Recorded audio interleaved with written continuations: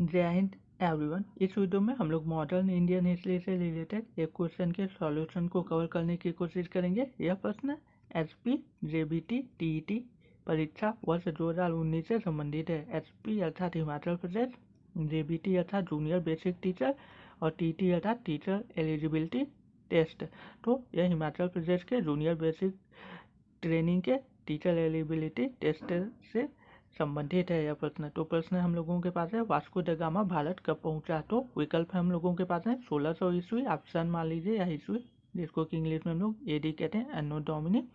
विकल्प बी है 1498 ईस्वी, विकल्प सी है 1857 ईस्वी, विकल्प डी है 1945 ईस्वी। तो हम लोग एक एक विकल्प को देखते हैं, उसके बाद अपने उत्तर को देखते हैं। तो विकल्प डी में 1945 है। हम लोग जानते हैं 1945 में यूएन की स्थापना होती है। 1857 में 1857 की क्रांति होती है, जो कि मेरठ से शुरू होती है 10 मई 1857 को।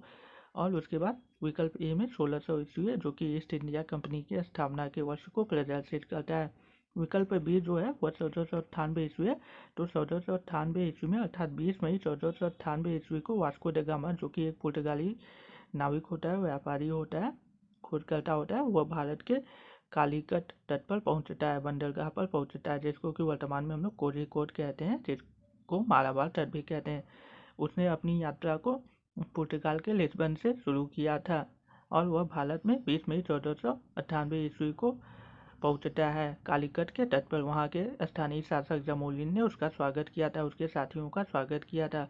कुछ समय के पश्चात उसने वहां के शासक से व्यापार की अनुमति ले ली, अर्थात व्यापार समझौते कर लिए, और इस प्रकार प्रथम बार यूरोप और भारत के मध्य सीधे समुद्री मार्ग से व्यापार की स्थापना हो जाती है, जो कि पूर्व में अरबों के माध्यम से होती थी, भूमि के माध्यम से होती थी। पूर्व में भारत और यूरोप के मध्य व्यापार, जिस पर कि बीच में अरबों का एकाधिकार था, अर्थात अरब बिचौलिए मीडिएटर का काम करते थे, जिससे कि पुर्तगाली व्यापारियों को काफ़ी नुकसान होता था।